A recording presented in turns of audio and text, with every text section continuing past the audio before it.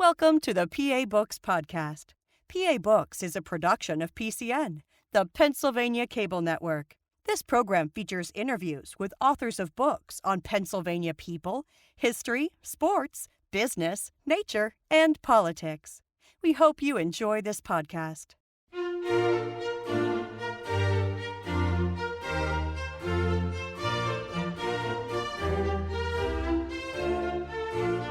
This week on PA Books, Ashley Rubin, author of The Deviant Prison.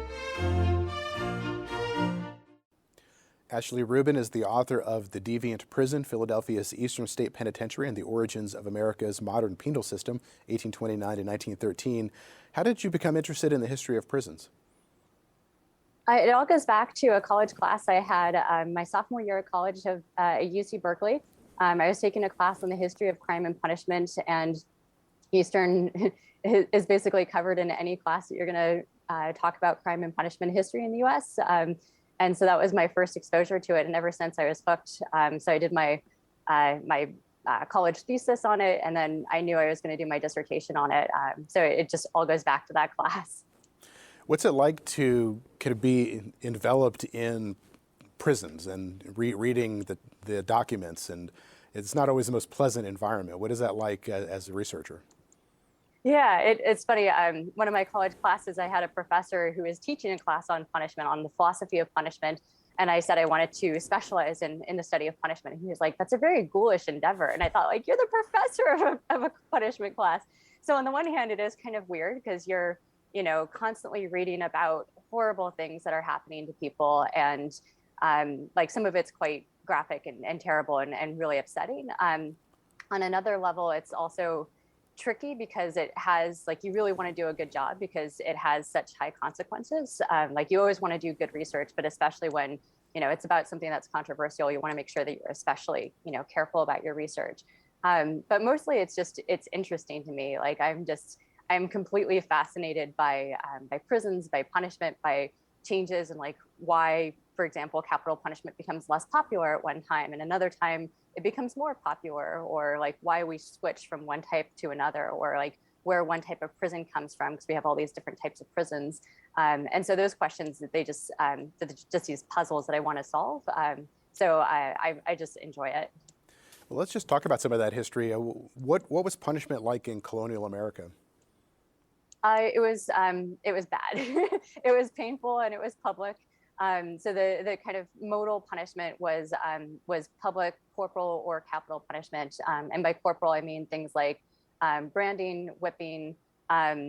We didn't really do a lot of like cutting off people's hands and things, but like branding and whipping were some pretty big ones. Or spending time in the pillory or the stocks, which were these wooden devices in like the town square or the town center, where somebody would spend time kind of hooked up to this wooden device, either with like their hands up, or sometimes their legs too would be in these wooden devices, and then people would come around and kind of make fun of them, or sometimes injure them in various ways, throw stuff at them, taunt them generally. And so somebody could spend like an hour in the pillory or the stocks, so they could spend a day in the pillory or the stocks. And so that was kind of the lighter end of punishment. And then on the more severe side, it was capital punishment. So we had a lot of capital offenses at the time. Right now, for example, in most states that still have capital punishment, it's just murder is a capital offense, or treason. But at the time, there was a whole range of things, including property offenses, as well as a number of violent offenses, things like burglary, robbery, and so on. So throughout the colonial period, we had quite a range of capital offenses, which means a lot of people were eligible for an execution. And then when it came to the executions, there was quite a range of how bad it could get. In the 18th century, we mostly used hanging. And at the time, it was like a strangulation style hanging, where it took a while. It was not pleasant. Eventually, they used a drop style hanging that would snap people's neck. But after somebody was then executed, then they would do things to their bodies. So they might dissect them, which was especially bad under current religious beliefs, or then current religious beliefs. And then sometimes they would put their body in a cage and hang it outside the kind of entrance to the town, to remind people coming into the town, like outsiders, we take justice seriously here. So there's a range of things that they could do to make capital punishment even worse. And then kind of to make capital punishment a little bit better, people could be pardoned at the very last minute. So they would go up to the scaffold, they would get the rope around their neck, and then like a rider would come into town and say like, I have a pardon, you're off the hook essentially. And so they would do that. And then there's another version of punishment where you just stay on the gallows. You knew ahead of time you weren't going to die, but they would put the noose around your neck, and it was to show you how close you came to an execution. So again, all of these were public. They were usually kind of circulating around the body or focused on the body. They tended to be pretty painful and uncomfortable. And a lot of times there was also like a fine included as well for the non-fatal punishments. So those were the kind of main forms of punishment before the American Revolution. Did the American Revolution and its idealism have any impact on how people thought about criminal punishment afterwards? Oh yeah, in a lot of ways. So for some people, it was the experience of being essentially criminals. The rebels were criminals essentially. There's all those famous lines about, if we don't stick together, we'll hang alone, and those sorts of things. So this kind of sense of like we can all be criminals. A lot of Quakers during the Revolution were accused of being loyalists. In some cases, were loyalists, and so they were also processed through the criminal justice system, in some cases executed as well. So a lot of people got firsthand experience with the criminal justice system in the way that they hadn't before. And then in terms of the kind of ideology of the revolution, there were kind of a couple of dimensions to this. One was just the Enlightenment generally was kind of that helped to kind of inspire the revolution. We start to get a lot of new ideas about what punishment should be like, and what the limits are of government power over individual citizens, including this question of, does the government have the right to take a life of its citizen? Like, is that even one of the things that we handed over in the social contract, in this kind of, philosophical idea of the social contract? So we started thinking about those sorts of questions. In addition, the Enlightenment was also kind of having changes in or impacting people's religious views. There was kind of a religious shift from a kind of old school Calvinist, very Old Testament, very punitive God, vengeful God, to kind of a more New Testament sort of Christianity that was more about a loving and forgiving God. So that was kind of going on in the background as well, that was shaping people's ideas about punishment. And then in terms of the revolution directly, that had a number of both practical and ideological effects. One of the practical effects is once you declare independence from England, you need to create a new legal system. And a lot of the states mostly adopted what they had before, but they also had this opportunity to change the way that things had been done. And so very quickly states started writing their constitutions, and they laid out a couple of kind of things that were relevant to punishment in those constitutions. So in Pennsylvania, for example, they essentially put in the Constitution, we have to reform our penal laws. We don't want sanguinary, essentially bloody laws.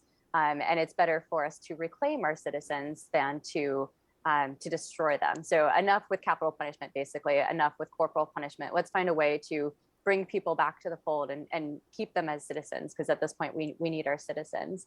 And then they also started passing new penal codes. And so they also used that opportunity to try to think about what would be a Republican punishment. And so this is where we get into the more ideology.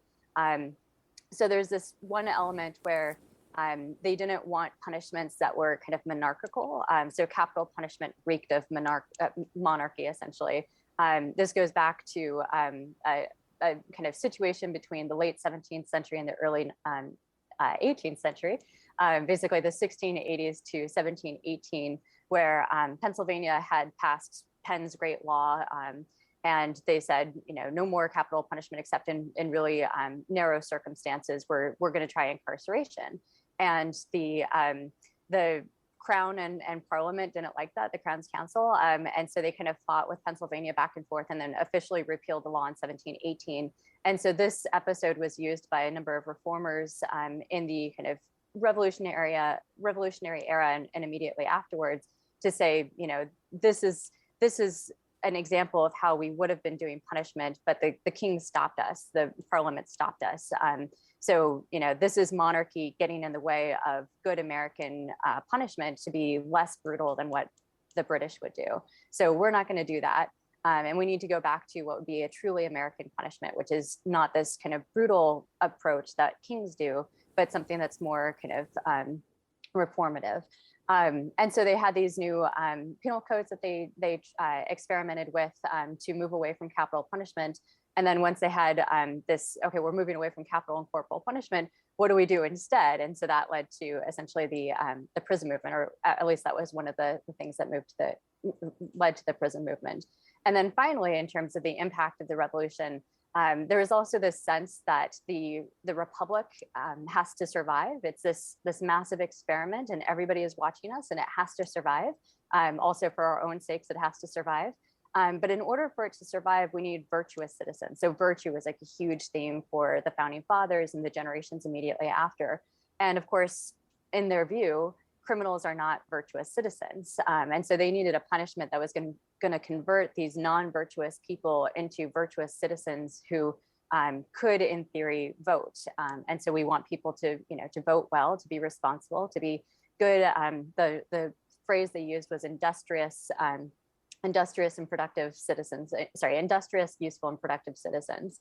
And so they wanted a punishment that was going to change people to be helpful to the republic. And if we don't find a punishment that's going to help us do that, it's entirely possible that the republic will fail, that crime will get out of control, that unvirtuous citizens will basically be the downfall of all of us. And we need to move away from that possibility. So we need a punishment that's going to protect us. So the revolution had a lot of consequences. It is worth noting, though, that there is one consequence that the revolution actually had that was a negative consequence on changing punishment, kind of moving the other way. So if all the things that I've just talked about are kind of pushing us in this direction of away from capital punishment, away from corporal punishment, ultimately towards incarceration, there was a counter trend, which was the fighting just slowed everything down. So there was like talk about turning to incarceration a little bit before the revolution, but it hadn't really caught on yet. And then a couple of states tried to authorize state prisons, or colonial prisons, but what eventually became state prisons, like centralized facilities for everyone in the colony, for all criminals in the colony to be sent there, or at least the serious ones that wouldn't get, say, capital punishment. And these prisons opened up, including Walnut Street Jail, and then immediately, like the following year after they opened, had to be converted to basically prisoner of war camps. And so essentially the prison movement stalled pretty dramatically because of the fighting and everything that was going on. So it wasn't really until the revolution was over that this stuff just like exploded in terms of the frequency and magnitude of the changes that were happening. So that's one kind of alternative or counter direction that the revolution had. Now, throughout the book, at the beginning of the chapters, you have quotes from Philip Selznick. Who was he? What was his significance? Yeah, thank you. So he's a sociologist from the mid 20th century.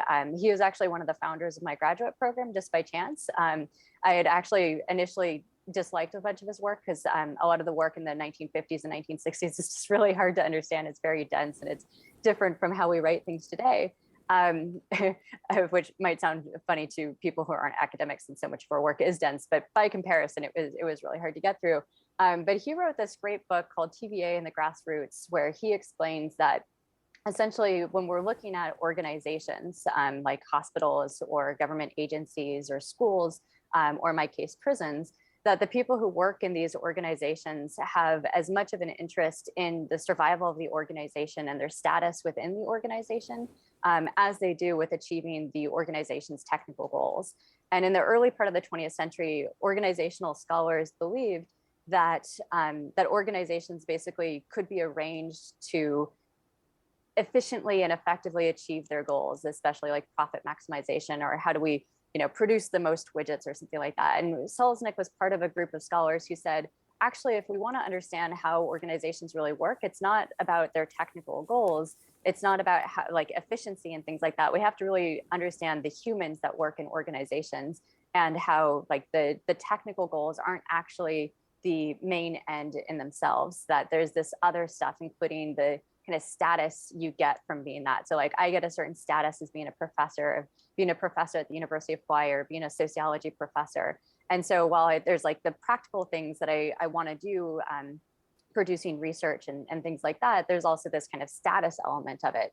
And so for Selznick, that status element is really important to take into account. And so for my book, I draw from Selznick's framework and try to explain Eastern kind of under that guise. Because when I was doing my research, I had no other way to explain what I saw happening. It didn't fit any of our theoretical models. And I came across Selznick's book just by chance, and I realized, like, oh my God, this is exactly what's going on at Eastern. So that's that's Selznick. Now you talked about his concept of personal institutionalization. What is that? Yeah, so he uses the term institutionalization, and that's a word that at this point has so many different terms, from like putting somebody in an institution, like a mental institution, so institutionalizing them. More commonly in sociology, it means something that kind of takes hold and is very difficult to move away from. So once it's institutionalized, it's probably going to stick around for a really long time. So we talk about how the prison is institutionalized, as in it's really hard to get rid of it if you wanted to, or if you tried. And Selznick used this concept kind of also at a smaller level to talk about policies that organizations use, or practices within organizations, or like offices that people held in organizations. And so I apply it to the Pennsylvania system that was used at Eastern State Penitentiary, this system of basically round-the-clock solitary confinement. And I argue that the men who ran the prison essentially had a particular status that they got from working at the prison, and especially from the process of defending Eastern against epic criticism. They spent a lot of time defending it. And so in that process of defending it, they would talk about how great the Pennsylvania system is, how great Eastern was, and how great they were. And so in this process of constantly defending it, they were able to say lovely things about themselves, about how they're these benevolent gentlemen, and they're progressive gentlemen and humanitarian gentlemen and all these things, and that they're running the world's best prison. And as the criticism kept coming, they just kept getting to say these things. And so basically defending the prison gave them the opportunity to say these things in a way that, you can't really say this just on a normal, like I can't go around being like, oh yeah, I'm super awesome, because that would be weird. But if somebody's, criticizing me, then I can, say something like that. And so that gave them the opportunity to do that. And so I argue that they couldn't get rid of the Pennsylvania system, at least not publicly, because if they did, they would lose this kind of source of this special status and the way in which they can keep defending themselves in their prison against criticism, and kind of puff themselves up and say, like, relative to these local reformers, we know way more about punishment, and relative to the legislature, who are basically these interlopers who don't know what they're doing, we know way more about punishment in prisons than they do. And so they should really be, listening to us. We're the experts, we're, the aficionados, like we know what we're talking about, and all these other people are dilettantes. And so because of that, I argue that the Pennsylvania system became institutionalized, or what I call personally institutionalized, just to kind of make it clear. I don't mean the other meanings of institutionalization. And so basically it became this thing that they had to maintain, and fought really hard against any efforts to get rid of it. Well, let's talk in more detail about the system that they were defending. What were its characteristics? Yeah, so the Pennsylvania system, sometimes called the separate system, it went through a number of different names, but basically under this system, incarcerated people would spend in theory, they would spend their entire prison sentence in a fairly large cell, especially by today's standards. And this was a cell with like a bed, a little wash basin, usually some tools for work. And they would spend their life in this cell. They would eat in their cell, they would work in their cell, they would pray in their cell, they would receive Sabbath services on the Sabbath, and they would, do their worship. They would also receive visits from approved personnel, which included the prison staff, as well as local penal reformers who volunteered to minister to the prisoners, basically mentor them, talk to them about morality, sometimes teach them to read and write and those sorts of things. There was also what was called a moral instructor, who was kind of like part minister and part school teacher, essentially. And so all these people would visit them on a mostly weekly basis, I would say. It varied, and basically try to help improve them. And then they would spend their days doing work, usually things like shoemaking or cabinetry or chair making, weaving, or there was also a number of what was called unskilled labor at the time, like bobbin weaving, which is like you have these sticks and you would wind yarn around the sticks, and then those bobbins would then go to the weavers and they would use them to weave. And so they had a number of different things that they could do in their cells. And then they also had access to a small private yard attached to their cell where they could go and get additional fresh air and additional exercise. And the yard was about the same size as their cell, but it would give them like a little bit of a change of scenery. And all of these things were designed to kind of make sure that prisoners were as healthy as possible during their incarceration, to improve their reformation. So work and education were considered reformative, and ultimately to kind of make sure that they made it to the end of their term better than when they came in, better in a kind of less criminal sense for people at the time. So that was kind of the basis of the Pennsylvania system. Now, this Pennsylvania system had a competitor in the Auburn system. What was that? Yeah, so the Auburn system was in some ways the opposite of the Pennsylvania system. In some ways, it's also very similar. For people today, it's kind of like these two sound very similar, but for people at the time, these were like polar opposites. So under the Auburn system, prisoners would spend their days mostly working in a kind of factory style, basically a factory or industrial shop in the prison. And they were required to work silently and also like not look at each other, because the reformers and administrators were worried that the prisoners could communicate with each other by looking at each other. So they weren't allowed to look at each other or speak to each other, but they would be doing this factory style labor. This is also kind of one of the early sources of the prisoner stripes. So they would be wearing these striped uniforms. And they would then walk in lockstep, which is kind of this like shuffle march. So they'd be these long lines of prisoners walking in lockstep to their cells. And then their cells were pretty small. They're about 3.5 feet wide. And they would basically spend their evenings in their cell. And that was the Auburn system: factory style work during the day and solitary confinement at night. Can you talk about solitary confinement? How did they arrive at this idea of solitary confinement as a good source of punishment? You mentioned in the book about Maine's experiments, where you say that the cells resembled pits rather than cells. They were dark, cold, partially subterranean. Prisoners entered from the top through an aperture 2 feet square, secured by an iron grating, and then descended by a removable ladder. It sounds terrifying. Yeah, so basically what happens is, to understand why solitary confinement became so popular in the 1820s, you have to go back to right after the American Revolution. So the 1820s prisons are actually our second generation of prisons in the United States. The first generation prisons start popping up in 1785 and then the 1790s, where a number of states basically were trying to reform their jails. And jails at the time were these basically congregate facilities where you have not only men and women and children and elderly people, but you also have accused criminals as well as debtors, families, vagrants, prostitutes, just like a whole mix of people, sometimes witnesses awaiting trial. So it's like a really diverse group of people all in like one place, and they were pretty filthy.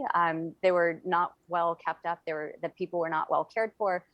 There were also massive spreaders of disease, and that was a major concern as well. And so for a number of reasons, reformers started to kind of set their sights on these jails and wanted to reform them and make them healthier, but also kind of get rid of the non-criminal population and just get the convicted criminals in one area, the accused criminals in another area, and then like the debtors and vagrants and people kind of also separated from others.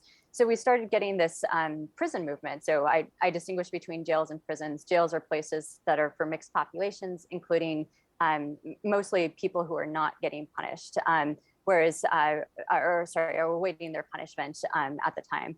And then prisons are basically places for people who have already been convicted of usually a serious crime and are there for punishment. Whereas for jails, you're not there for punishment. You're awaiting trial. You might be awaiting your punishment. Maybe you had your punishment, but you still owe fees and fines. And so you're going to be confined until you do that. Or you're just not even a criminal. You're just there because you have to pay back the debt, or because you're kind of been swept up off the street for vagrancy or something. And you're just there to like essentially do a workhouse stint or something, but they're kind of a separate thing. So we start getting these prisons in this kind of modern conception of prisons in the 1790s. And They were not that different from jails in terms of what they looked like. Like they still included these large congregate rooms where people were kind of milling about. They did start to try to include labor, and so they started to add workshops and things. And they also did a number of reforms to protect the health of the people in these prisons. But they still kind of had a lot of problems. And by the 1810s, they were starting to kind of implode. So their prisoners were setting fires, people were having mass escapes. There were riots and things like that that had to be put down by the National Guard. And so this first generation of prisons was kind of a disaster. And reformers were worried because, well, they're worried for a number of reasons, but one of the things that they really kind of focused their energies on is that what the prisons looked like in practice was very different from what they had initially imagined. And some of the early discussions about prisons were kind of focusing around this idea of solitary confinement, but that had never really been implemented. In Walnut Street Jail, for example, they had actually authorized solitary confinement, but only for the worst of the worst criminals. But in practice, that didn't actually happen. They used the solitary cells for punishment. So if you misbehaved in prison, then you would go to the solitary cells. And so the reformers in the 1810s were thinking, like, we have to go back to the origins of revision. We need solitary confinement. And in particular, solitary confinement will help with a number of things, including we won't have riots, because if people are in solitary, they can't possibly communicate with each other and they can't organize. So, that's good. And also they were especially worried about this concern that people would basically catch criminality from one another. And this was something that kind of happened throughout the post-revolutionary era. People were worried that first in the jails that like non-criminals would catch criminality from the criminals. So a young child in with his family who's there for his father's debt or something might listen to the stories of a highwayman telling them these like romantic stories of their banditry and things, and kind of get swept up in the idea of criminality, maybe learn the tricks of the trade and then decide to become a criminal themselves. And so here they were, this innocent young lad who was just there because of their father's debt. They had done nothing wrong, but now they're going to be a criminal. And so part of the initial prison movement was to avoid those sorts of circumstances. So we want to distinguish the criminals from the non-criminals.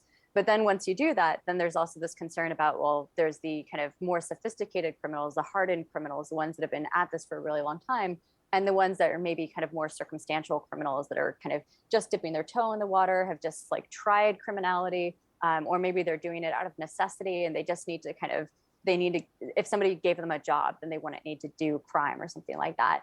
And so there's this effort to try to prevent criminals from kind of infecting each other with their criminality, and especially preventing the hardened criminals from further influencing the less hardened criminals, the newer criminals.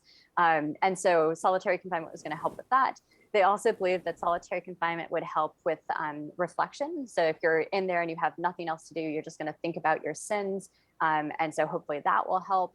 And so for a number of reasons, solitary confinement was seen as helpful. And then there was this kind of other dimension where briefly people talked about it as kind of a punitive thing. So the mood in the 1810s was kind of split. Like there are some people who wanted to bring back capital punishment and thought, this prison experiment went on for long enough, but like it's not working out. We need to go back to the old days and have those painful public punishments and get people right, basically. And so solitary confinement was also seen a little bit as a punitive move, but that was, I would say, kind of a minority view for a lot of people. It was mostly kind of supposed to be this reformative effort. And so for a number of reasons from a number of different camps, people thought the solitary confinement would be kind of the fix to all of their problems. And so these second generation prisons basically went towards solitary confinement. And as you mentioned, the very first efforts to do solitary confinement went very badly. So Maine had their experiment where they didn't even really have a proper prison. They had these pits, but they were actually kind of borrowing from Auburn State Prison in New York before they had the Auburn system in place. They went for this experiment to do nothing but solitary confinement in their tiny little cells. So they had these 3 feet wide cells. And people, they were also required to, the prisoners were required to stand in the cell for like 8 hours a day. And they would just do nothing basically for the duration of that. And so within just a few weeks, prisoners were suffering from muscle atrophy, from disease, from mental decompensation. There were a number of self-harm and suicide attempts. and a number of fatalities. And so they kind of put an end to that and said, okay, we can't do that type of solitary confinement. But a number of states, before word got out about this experiment going so badly, a number of states tried to do exactly what Auburn had done, because initially people were saying this is going great. And they didn't tell people that it was actually leading to atrocity. And so at Western State Penitentiary in Pennsylvania, they also authorized continuous solitary confinement with no work. And the architecture of the prison didn't allow for that system. Essentially, the ventilation in the cells was too bad. Prisoners were going to get sick. And so very quickly, the prison administrators had to decide to take the prisoners out of their cells, which completely violated the whole purpose of having people in solitary confinement. The prisoners were able to mix together. They were able to escape. They were able to like talk and hang out. And it just like reformation from their viewpoint was essentially dead. And so that was seen as like another failure of solitary confinement. So by the time Eastern comes around, they're really trying to do solitary confinement right. So they do those big cells with a lot of ventilation, trying to build in exercise, giving prisoners mental stimulation with the work and with the visits, and just basically trying to avoid all of the failures of the earlier versions of solitary confinement. Now, your book focuses on Eastern State Penitentiary. When was it built? So Eastern opened in 1829. It was authorized in 1821. And it was basically built pretty continuously throughout about 1826, I think, into like, I think construction was still ongoing in 1835. They had, there was a problem early on where they realized Eastern was built for a capacity of 250 cells. And then they realized very quickly that they were going to have many more prisoners than 250. And so they had to kind of change the architecture of the prison. And so if you look at the original plan, it's this like perfect kind of circular prison with like all these wings, kind of like a spokes on a wheel.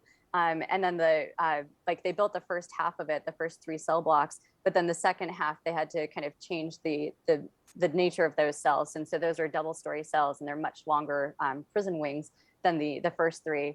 And so that kind of delayed construction a little bit, but it wasn't fully constructed when it opened in 1829. And then there were a number of repairs and things that they had to do, and they kept adding on things like different shops and like a cookhouse, and a greenhouse was added, I think in 1842 or thereabouts. And then construction increased again in the 1870s when they had overcrowding and they had to build more. And then there's another cell block added in, I think it opened in 1911 or thereabouts. So construction was kind of continuous, but basically 1820s is when construction started. If a prisoner was arriving at the prison for the first time and being in process, what was that experience like for them? Yeah, so basically they would come in, the sheriff of their county would escort them. And so they would probably come by wagon or horse or something like that. And they would go through the main, the big, I think it's like a portcullis at Eastern, they would go through, and then they would meet with the warden. And ostensibly, there's some conflicting records on this, but they would have other guards of the prison would also be present at the person's arrival. And the idea was that they were supposed to look at them, which is kind of funny because this conflicts with this ethos or mythos that the prisoners were not supposed to be recognizable to the guards. That's not actually correct, because the guards were supposed to look at them and know what they looked like. And they would have basically this intake ceremony. They would usually be bathed and cleaned, and make sure that they don't have any lice or anything like that. They would be given new clothes. Their old clothes would be stored for them. And then they would be interviewed by the warden with the kind of prison secretary present, as well as any guards that they could spare. And they would have this book in front of them that would contain all the prisoners in their custody or who had ever been in custody. And they would ask for their name, their age, where they were born, what they did for a living, their alcohol tendencies, how frequently they drank and things like that. If they were married, they would also record sometimes their physical dimensions. They would always include the person's complexion. They would also sometimes include like scars or things like that, any markings, tattoos and stuff like that. They would also record where the person had been sentenced, what their crime was, what their sentence length was. Probably some other stuff that I'm now forgetting, but basically a very detailed interview, which for my purposes is great because this is a lot of data. for other researchers as well. Like we analyzed these books, so it's really great that they took all this data for us. But that wasn't the point at the time. They wanted to do it to analyze their prison populations. So after they did this kind of interview, and the warden would kind of tell the prisoner what the rules were of the prison, then they would escort them to their cell. In the early days, they did it not through the wings of the corridor, because the cells actually didn't open from inside the corridors. They did it from the attached yards. And so they would go in through the yard, and then they would enter the cell, and then maybe talk to the prisoner a little bit more, and then kind of leave them there. And the prisoner would have like a fully decked out cell. They would have like a comb and bed sheets and a bed and tools and things like that. Or sometimes they wouldn't give them tools initially. Maybe after a few days, they would kind of let them adjust, and then they would give them their tools. But that's basically the kind of processing as it looked like when they first came in. Now, who were the people who ran the prison? You mentioned that they thought of themselves as gentlemen reformers. Yeah, great question. So essentially the prison administrators, the kind of official designation. So there's like the guards at the bottom, and these were primarily working class people. Sometimes they would be kind of expert craftsmen, but not like top of their profession craftsmen, but people who knew how to do crafts, and then they would train the prisoners how to do crafts, but they were also kind of guards at the same time. But above the guards, that's like the prison administration. So we have at the lowest end, the moral instructor, who is a minister, usually a Protestant Christian of some kind. And then above him, we have the staff physician. And this was a physician, usually in the early decade, I would say, decade plus. This was somebody who basically was doing this. They were paid, but it was kind of like a voluntary thing. They would only be at the prison like 2 days a week, and then they would maintain their private practice in town. So Eastern at the time was about 2 miles away from Philadelphia proper, what was then Philadelphia. It's of course expanded massively since then. And so they'd have to like ride out in their horse or carriage. And so they'd come out to the prison. So he would usually live in Philadelphia and just kind of show up either when he was called, which there could be a big delay, or like on his normal schedule, he would just plan to be there on like say Monday and Thursday or something. And then above the staff physician was the warden. And so the warden is kind of like what we typically think of the warden. So he kind of set he hired and fired the guards. He sometimes clashed with the physician because they kind of sometimes shared responsibility in terms of determining certain things about how prisoners would be treated. And in particular, the warden was in charge of punishment, and the physician had to sign off on punishments to make sure that the prisoner was properly healthy to be punished in the additional way that they're going to punish him or her, because we actually had both male and female prisoners in Eastern at the time. So the warden basically did the day-to-day business of the prison, and then the kind of policy was set by the Board of Inspectors. And this was a 5-man panel. It was always men, always white men. Basically everyone who worked at the prison, as far as I know, was a white man, with the exception of eventually there was a matron, a woman in charge of the female prisoners, kind of like the female guard for the female prisoners. So other than her, as far as I know, all white men, and especially the kind of administrator branch tended to be kind of middle and upper class people. So the Board of Inspectors, so they set the policy. They chose the warden. They did a little election each year, and the Board of Inspectors themselves were selected by the governor on every 2 years. They were either selected or reelected by the governor. And so they kind of set the policy for the prison. The warden would sometimes consult with them to discuss punishment discussions. Sometimes the Board of Inspectors, sometimes the inspectors like to be present at various punishments and things like that. And then all of these people would also visit with the prisoners on a regular basis. And then they would also write reports on an annual basis to the legislature, telling them like what's going on at the prison. So that's the kind of bureaucratic structure of the prison for most of the 19th century. It expanded towards the later 19th century, but for the period I'm looking at, which is basically up to and right after the Civil War. Now, once a prison was built, there was this ongoing competition with the Auburn system. And how was the Pennsylvania system faring in relationship with the two? Were other states picking up the system? They were going for the Auburn system. So the Pennsylvania system is like super well known, and it's one of those things that we always cover in our criminology textbooks. But people sometimes don't realize that it was very unpopular. It was only adopted at most by four prisons total, including Eastern. So Western State Penitentiary adopted the Pennsylvania system as it was done at Eastern, and they, I think, officially started using it around 1837 because they had to tear down the prison and rebuild it in order to make it functional again because the early architectural problems. And then they got rid of it right around the American Revolution.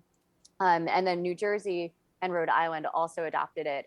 Rhode Island got rid of it after just a few years, and then New Jersey officially got rid of it after about 2 decades, a little more than 2 decades. And so those are the only other states that use the Pennsylvania system.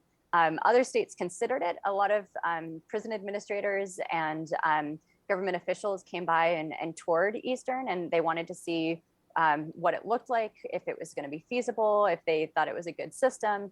And they read all the reports about it, and they consumed all the literature kind of explaining the two systems. But they except for the 3 other prisons, they always went with the Auburn system. So basically every prison in the United States up to the American Civil War, and even a little bit past then, was modeled on the Auburn system, the one that came out of New York with the factory style labor.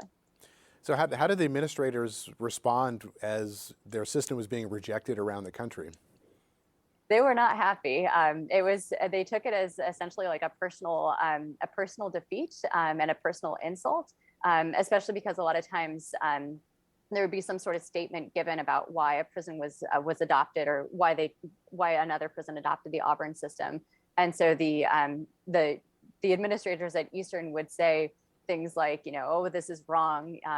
And then the other big thing is they were also openly criticized by a number of penal reformers. So the Boston Prison Discipline Society, especially, they began in 1826. And initially they liked the Pennsylvania system. They thought it was a kind of good idea. They're kind of like a little reticent and kind of like waiting to fully make a conclusion. But they were like, yeah, this seems good. It's, just a variation on the Auburn system, which is really interesting considering how different their views were later.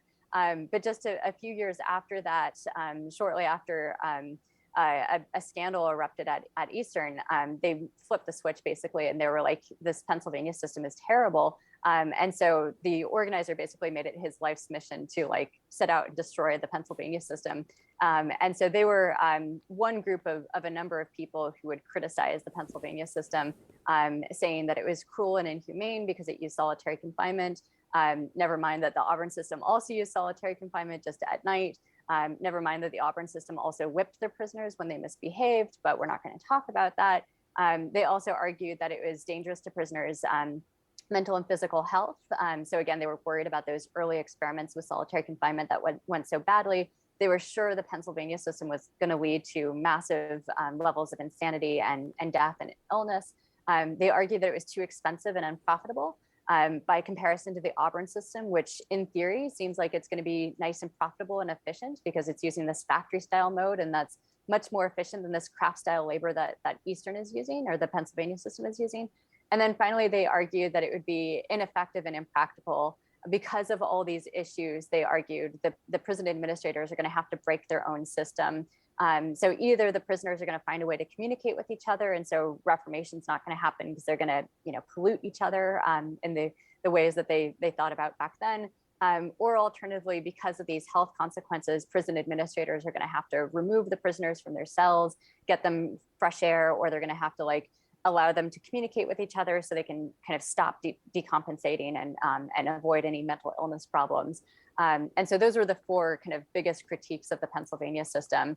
And they were just kind of coming like a fire hose at Eastern. And so the prison administrators basically spent the bulk of their annual reports and a lot of their other writings as well, defending the prison against those criticisms. Now, you mentioned visitors to Eastern, and it almost sounded like it was a tourist destination. It was, yeah. It was, in fact, the Board of Inspectors, the head of the Board of Inspectors, the president of the board, would be in charge of distributing tickets. And so there are these tourist manuals for visiting Philadelphia, like what are the attractions if you come to Philadelphia in say 1851?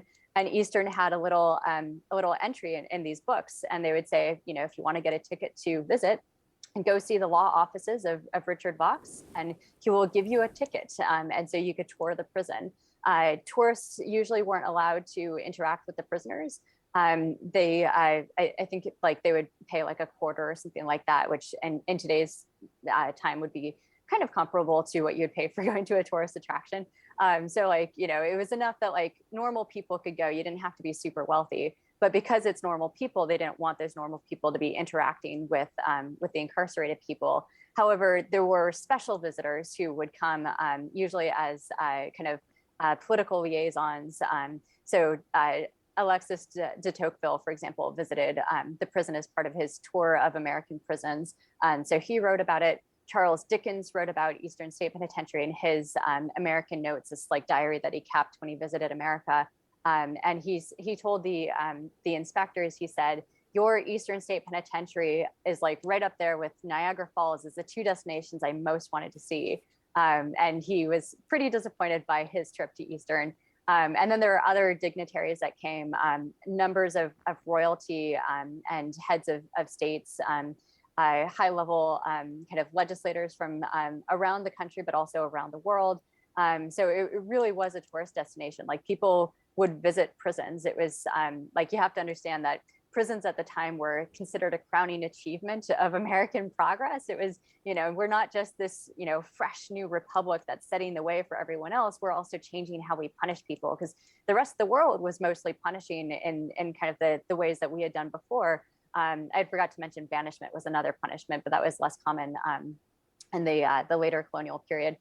So the rest of the world is still doing basically corporal and capital punishments, lots of torture-based punishments, or in some cases, they also use banishment. And so we were among the first. We were kind of competing with England a little bit there in terms of switching to prisons, but we got them beat. So we were among the first and really the first to kind of have this real prison facility. And so people wanted to see it and wanted to know, is this something we should adopt in our country? And in fact, that's why de Tocqueville visited. He was there as a representative for France to inform on the question of whether or not we should be adopting American-style prisons, and if so, should we do the Auburn system or the Pennsylvania system, or some kind of amalgam of them, which is what most European countries ended up doing, was really more of an amalgam of each of the two models. So yeah, huge tourist destination, both for locals, for out-of-towners, and essentially for celebrities and politicians at the time. Now, you also write about correspondence between two prisoners, Elizabeth Valora Elwell and Albert Green Jackson. What did you find in their letters? Yeah, so these were two people who were incarcerated during the early part of the American Civil War, so like 1861, 1862. And they had a love affair when they were in prison. They met in prison. And this is already this is a huge indicator that, the system that I've described, that's not actually what happened in practice. So all of the stuff about prisoners never leaving their cell except for the private yard, and that they never see another prisoner, all the descriptions, both from critics and from supporters alike, were just wrong. That's not what happened behind the scenes. And this set of love letters illustrates that. And so in terms of what they contained, there was a lot of times poetry, really sappy stuff going back and forth. My favorite part of the correspondence, I don't think I included this in the book, but it's in an article I wrote. Elizabeth is, so these are two young people. I think she was 17 and he was 21. And, so this is probably first love, roughly speaking, for each of them. And there's just so much drama in their relationship. It's so normal. It's just two people living their life that happen to be in prison. So at one point, Elizabeth gets nervous because Albert's going to leave prison before she does, and she doesn't believe that he's going to be faithful to her once he leaves the prison. And so she starts sending him letters from another person that she just completely creates. I forget the name of this fake person, but basically this fake person is writing to Albert, and she's like, "I'm very beautiful, and I've seen you around, and I'm really interested in you," basically.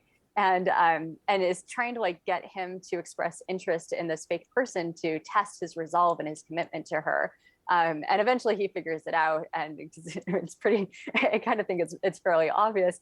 Yeah, so she's just basically, very anxious about their relationship. I only have one surviving letter from him, so I don't know how much he responded to this, other than through how she describes his reactions in her own letters. But these are just fantastic letters for so many reasons, because first of all, most people in Eastern were not literate. So to get one was a white woman and the other was a Black man, and so like these are two people who are like among the least likely to have literacy in the 19th century in this time. And on top of that, they're prisoners, and again, like most incarcerated people at Eastern just were not literate. That was one of the things they were taught in the course of their incarceration. And so they were able to exchange these letters. So that in itself, just like the literacy part of it, was really fascinating. Another element of it, though, is just that they were able to exchange these letters. And so the letters themselves kind of give you some indication of how they were able to do it. So like both of them were authorized to do out of cell labor. So probably like cleaning up around the prison in Elizabeth's case. And maybe Albert might have been assigned to like some other, either like a cook's, the cook's house, or like the bake shop, or some other shop on the campus of the prison. And so both of them were authorized to leave their cells for their work. And because they weren't very well supervised when they were out of their cells, they were able to basically have fun and gossip and exchange, like, and basically build a relationship. And at some point, they were able to actually escape from I think their work duties. It's not super clear, but they basically had a little rendezvous in the coal cellar of the prison, and were able to basically meet up like without anybody around. And so this is just like mind blowing. It's like they really like the amount of freedom they had. Like it's not like good freedom. It's like not they had like free reign of the prison, but like the fact that they were able to conduct this relationship and have this rendezvous. It's so different from what the administrators described, and from what the critics described, and what all the visitors described of this place where the prisoners are like in a tomb and they never see a living soul again, which already isn't true because they have the official visits from the administrators and things, or that the prison is like quiet at all times. Like all of it, like it wasn't true. And maybe it was true in like the very first year, but after that, it's just not true anymore. And so their relationship shows that. So it's just, and then on top of that, it's also just really fascinating that the letters survived, because like that, that like the amount of things they would have had to survive to end up in an archive today is also just mind blowing. So as a historian, that's also like really fascinating to me. So yeah, so it's a really interesting find, and I'm not the first one to find it. I should emphasize. Now the prison had a pretty long life. What happened in the 1890s and the early 20th century? At that point, was the Pennsylvania system still trying to be functional? Yeah, in some sense trying, but basically failing. So the American Revolution, or sorry, the American Civil War ended in 1865, and around the country there was kind of a crime wave as well as a spike in the prison population, and at Eastern that certainly happened. So by 1866, there was officially more people coming into the prison than they had cells for, and so the administrators had to start doubling up the prisoners into basically 2 or 3 people into a cell.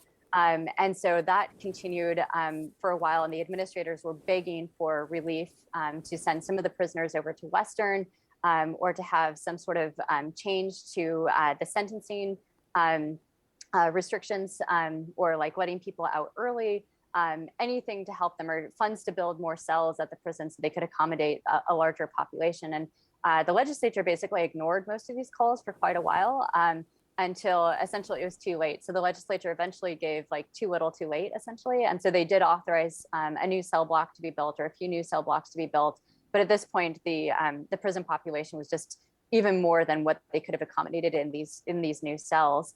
And so this was kind of going on, but for like about a decade after this had started, the administrators were still trying to keep the Pennsylvania system going, and like singing the praises of solitary confinement. But by about the middle of the 1870s, the contradiction was too much. And they increasingly kind of shifted gears and just kind of stopped talking about solitary confinement, or the term they used was separate confinement. They just kind of stopped using that term completely. And instead, they talked about the Pennsylvania system of individual treatment. And the description of it was not really that different from what they had described before. It's just that they left out the solitary confinement part. And so that basically was going on for a couple of decades after. And then it wasn't until 1913 that the legislature officially authorized the Pennsylvania system to end. And that happened because the administrators finally said, in I think 1911 or so, they said, like, look, we haven't been using the Pennsylvania system for decades. We can't. We have like 3 people in a cell. This is ridiculous. We are breaking the law, and we would really appreciate it if you would allow us to, not break the law by either giving us the funds to, divert this prison population to another prison, let us make more cells, or just allow us to not use the Pennsylvania system anymore. And so the legislature complied and passed this law. And in the meantime, there are a number of other changes going on as well. Prisons in general are starting to change. They're becoming much more bureaucratic. The number of people who worked at the prison and kind of especially formal offices increased. They started getting like a staff surgeon and things like that, a staff dentist, a school teacher. The training for the guards became a lot more stringent. So just a lot started changing in this time period. And so basically by the late 19th century, the Pennsylvania system, as it had been in practice for about 5 decades, was unrecognizable. Also, I should mention, prisoners were allowed to start reading newspapers, which they hadn't been before, and they were allowed to get visits from their family, which they hadn't been before. So it was completely different by the end of the century. Now, we only have about a minute left, but you mentioned that this prison is taught in a lot of classes. What is its legacy today? Yeah, it's still kind of remembered as one of the things not to do, I would say. It's still mostly remembered for its use of solitary confinement. And I would say the biggest legacy is people often refer to it as the first supermax, which is super problematic, because supermaxes, which are these new types of prisons that we started getting in the 1980s, are completely different from Eastern State Penitentiary. The only thing they have in common is that they use solitary confinement, but they have incredibly different purposes, and they don't have all the kind of bells and whistles that the Pennsylvania system did. So sometimes people think like, oh, well, we've basically had supermaxes going back to the beginning. And it's like, no, we haven't. Like, this really isn't a new thing. Like, that's why we study these supermaxes and why they're so like interesting and for a lot of people scary developments. They're nothing like the Pennsylvania system. And so I would say that's probably one of the biggest legacies and especially misconceptions of Eastern. But just that kind of remembrance of the solitary confinement, and that a lot of people went insane and had health problems. And I also think that's problematic because it's associated with Eastern specifically and not all prisons back then. People are forgetting that actually all prisons back then had these bad health consequences. Insanity rates were really high at all prisons. Illness rates were really high at all prisons. It wasn't just Eastern. And the fact that people believe these criticisms of the Pennsylvania system is kind of contributing to that development, where we think it's only the worst version of the prison and not actually all the prisons that we used had these negative consequences. Well, we've been speaking with Ashley Rubin. She is the author of The Deviant Prison, Philadelphia's Eastern State Penitentiary, and the Origins of America's Modern Penal System, 1829 to 1913. Thank you for joining me. Thank you so much for having me. You've been listening to a podcast of PA Books, a production of PCN, the Pennsylvania Cable Network. Full episodes of PA Books, as well as other PCN programs, are available to stream with the PCN app. Visit PCNTV.com or the App Store for details.